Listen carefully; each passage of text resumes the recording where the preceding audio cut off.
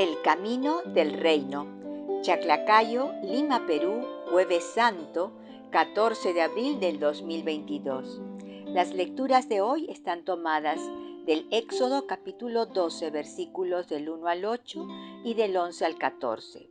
El Salmo 116 entre paréntesis 115, versículos 12 al 13 y del 15 al 18.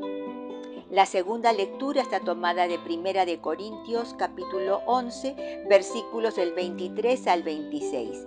El Evangelio en Juan 13, versículos del 1 al 15. El tema de hoy, ¿lavarme los pies a mí? Queridos amigos de la Palabra de Dios, ya entramos al Triduo Pascual. Estamos a puertas de la fiesta más importante del calendario litúrgico, la resurrección de nuestro Señor Jesucristo, que la celebraremos el sábado por la noche y el domingo. Preparémonos para esta gran celebración. Que tengan un bendecido Jueves Santo. Hoy podemos saludar a nuestros sacerdotes amigos por ese don, por el de la Eucaristía y por su vida consagrada al servicio del prójimo. La primera lectura del Éxodo nos presenta la primera Pascua, en hebreo, Pesaj, que significa paso, el paso del Señor Yahvé, y sus instrucciones de cómo celebrarla, antes que los liberara de la esclavitud en Egipto. La segunda lectura de la carta a los Corintios, Pablo nos recuerda la institución de la Eucaristía. El Evangelio de Juan nos muestra cómo Jesús amó a sus discípulos hasta el extremo. En la última cena, Jesús lava los pies a sus discípulos. Escuchemos la primera lectura. Lectura del libro del Éxodo, capítulo 12, versículos del 1 al 8 y del 11 al 14. En aquellos días dijo el Señor a Moisés y a Aarón en tierra de Egipto: Este mes será para ustedes el principal de los meses. Será para ustedes el primer mes del año. Digan a toda la comunidad de Israel: el 10 de este mes, cada uno tomará un cordero para su familia, uno por casa. Si la familia es demasiado pequeña para comer el cordero, que se junte con el vecino de casa hasta completar el número de personas y cada uno comerá su ración hasta terminarlo. Será un animal sin defecto, macho de 1 año, cordero o cabrito. Lo guardarán hasta el día 14 del mes, y congregada toda la comunidad de Israel, lo matará al atardecer. Tomarán la sangre y la rociarán por todo el marco de la puerta de la casa donde lo vayan a comer. Esa noche comerán la carne asada al fuego, comerán panes sin levadura y verduras amargas.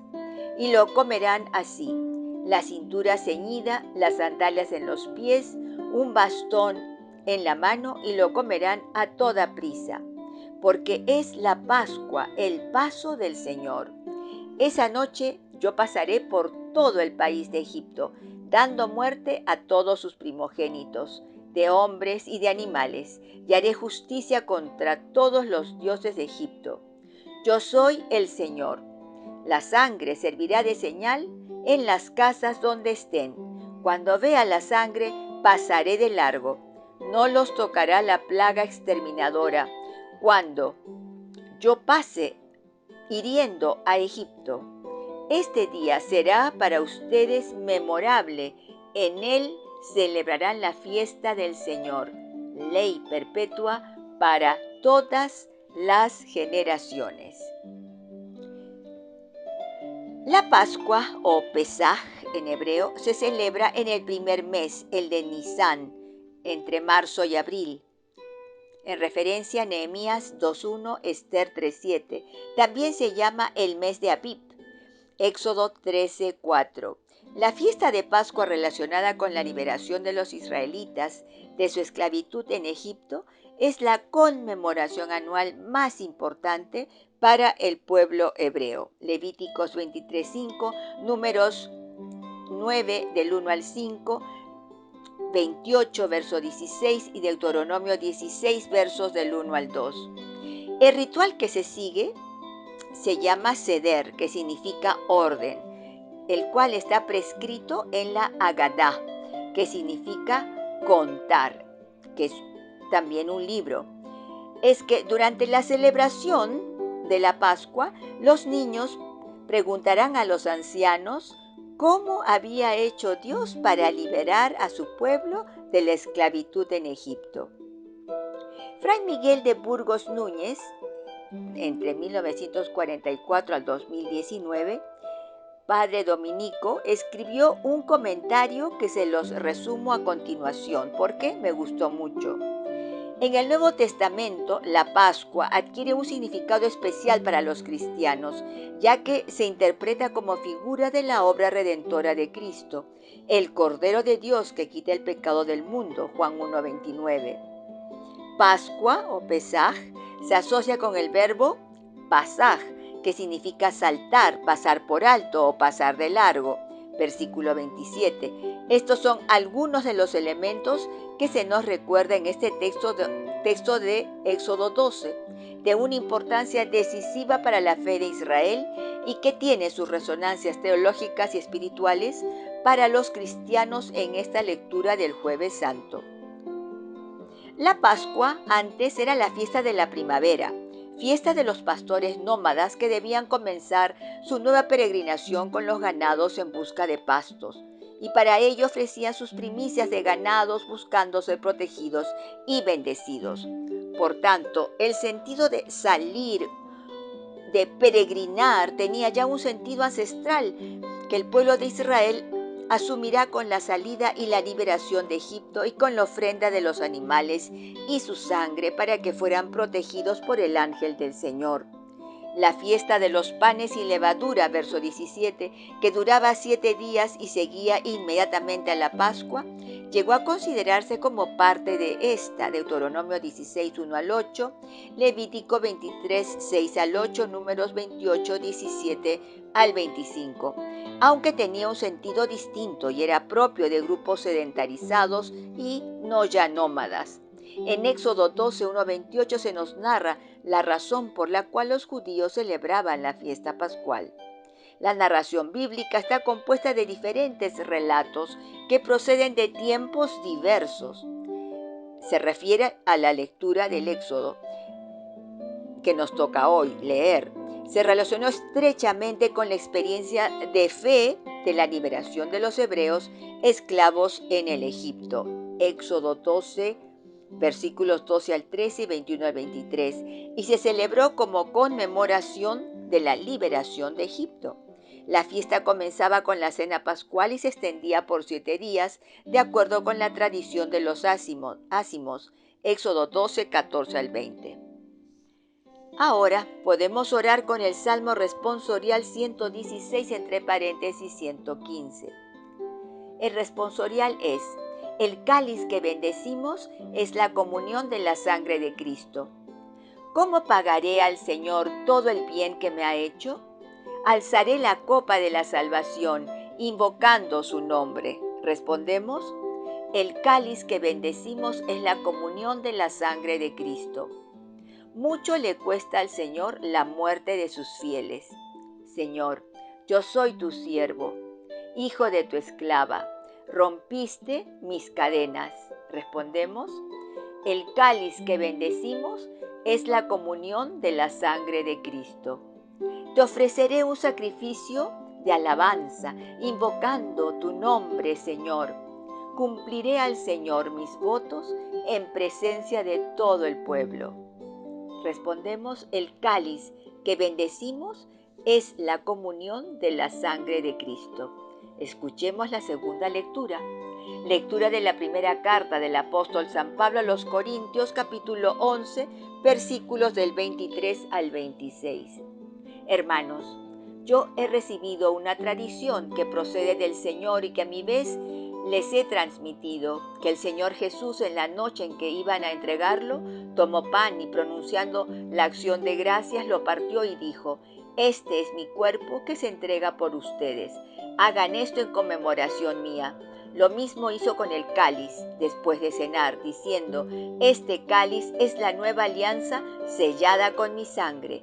Cuantas veces beban de él, háganlo en conmemoración mía.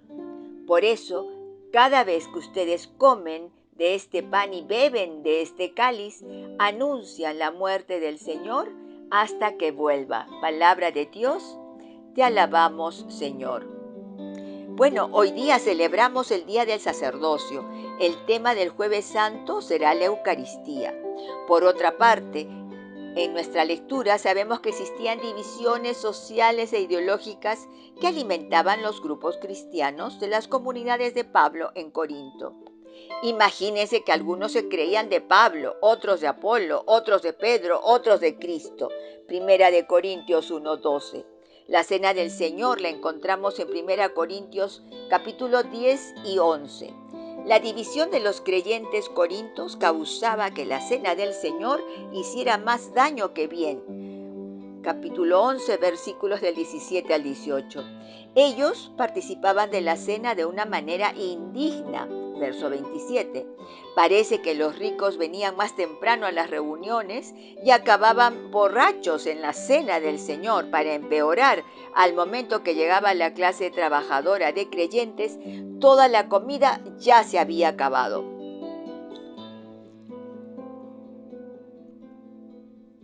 Y ellos, por supuesto, regresaban con hambre. Versículos 21 y 22. Algunos de los corintios fallaban en reconocer lo sagrado de la cena, una comida de pacto. Versículos 23 al 32. Los abusos eran tan escandalosos que había dejado de ser la cena del Señor y a cambio se había convertido en su propia cena. Capítulo 11, verso 21. Es así que Pablo pregunta: ¿acaso no tenéis casa donde comer y beber? Su egoísmo traicionó la esencia misma de lo que significaba la cena del Señor, celebrar un memorial salvífico redentor. Pablo no había conocido a Jesús, ni había sido testigo de sus palabras o de sus hechos, pero había sido enseñado por los apóstoles, una tradición presente en Marcos 14 del 12 al 25, Mateo 26 del 26 al 29, Lucas 22 del 15 al 20. Pablo y Lucas forman una variante de las que forman, en cambio, Marcos y Mateo. La paulino-lucana se conoce como antioquena y la de Marcos y Mateo como jerosolimitana. Sin embargo, es uno de los momentos decisivos de la vida de la comunidad de Corinto, de la liturgia y de la espiritualidad, donde la comunidad, recordando las últimas palabras de Jesús, experimenta toda su vida histórica y la fuerza de la vida nueva que ahora nos entrega como el Señor resucitado. Por tanto, queridos, lo que celebramos hoy es un acto memorial, por medio del cual el creyente se reafirma en el pacto, en la alianza misma que Cristo quiso hacer presente en aquella noche en que les entregó a los suyos su vida antes de que se la quitaran. Queridos, hoy al celebrar la Cena del Señor, expresamos la plenitud de nuestra fe, es decir, dramatizamos el evento decisivo de nuestra fe. ¿Cómo? Afirmando la presencia del Señor en medio de su iglesia. Esta noche, después de la misa de Jueves Santo, se llevará el Corpus Christi a custodia, en donde permanecerá hasta el sábado por la noche. Podremos acompañar a Jesús Eucaristía en la vigilia de adoración nocturna del Santísimo esta noche. Yo se las recomiendo. Lectura del Santo Evangelio según San Juan, capítulo 13, versículos del 1 al 15. Respondemos: Gloria a ti, Señor. Antes de la fiesta de Pascua, sabiendo Jesús que había llegado la hora de pasar de este mundo al Padre, habiendo amado a los suyos que estaban en el mundo, los amó hasta el extremo. Estaban cenando cuando el diablo ya había metido en el corazón de Judas Iscariote, hijo de Simón, la idea de entregar a Jesús. Jesús, sabiendo que el Padre había puesto todo en sus manos, que venía de Dios y a Dios volvía, se levanta de la mesa, se quita el manto y tomando una toalla se la ciñe. Luego echa agua en una jofaina y se pone a lavarle los pies a los discípulos, sacándoselos con la toalla que se había ceñido. Llegó a Simón Pedro y éste le dijo: «Señor, ¿lavarme los pies tú a mí?». Jesús le replicó: «Lo que yo hago tú no lo comprendes ahora, pero lo comprenderás más tarde». Pedro le dijo: «No me lavarás los pies jamás». Jesús le contestó: «Si no te lavo, no tendrás parte conmigo». Simón Pedro le dijo: «Señor, no solo los pies, sino también las manos y la cabeza». Jesús le dijo: «Uno que se ha bañado no necesita lavarse más que los pies, porque todo él está limpio.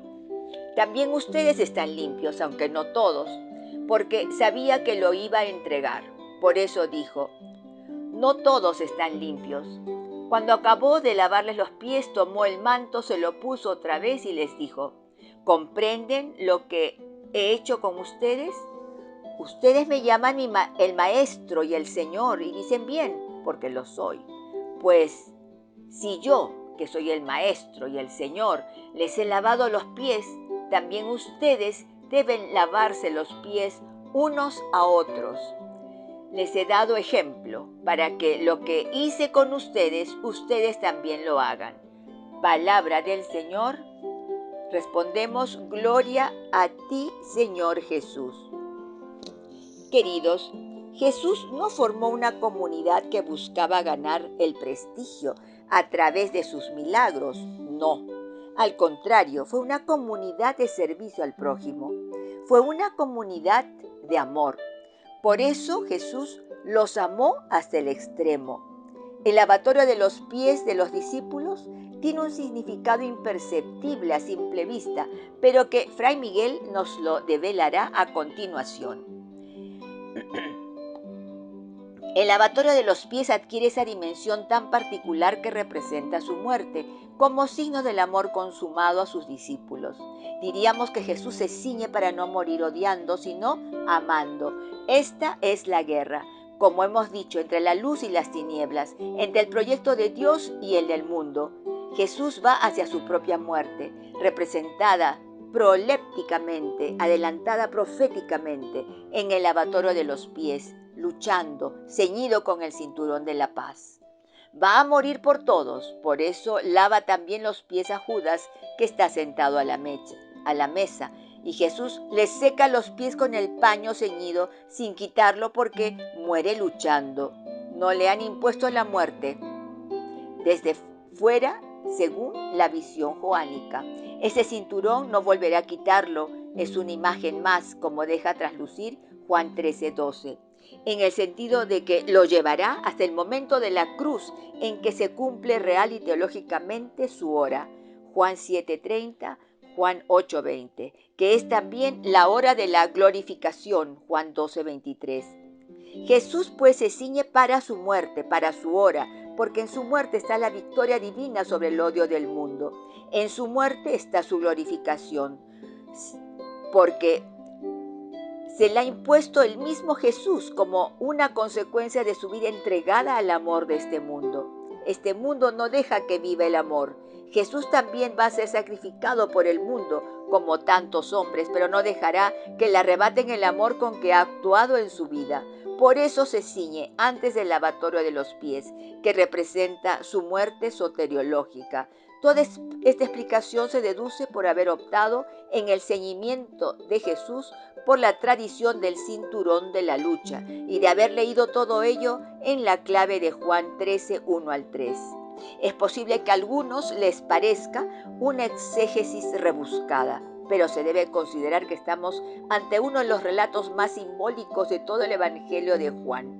Además, los gestos proféticos dan pie para ello y son ciertamente inagotables en algunos aspectos. Queridos, volviendo al hoy, en los momentos en los cuales parecería que ya llegaste al final y ya no hay escapatoria, ya no hay solución para tu problema, ¿has aprendido a ceñirte la cintura para servir al prójimo o te quedas paralizado? Blanca Foster, Ministerio Yo Amo la Biblia.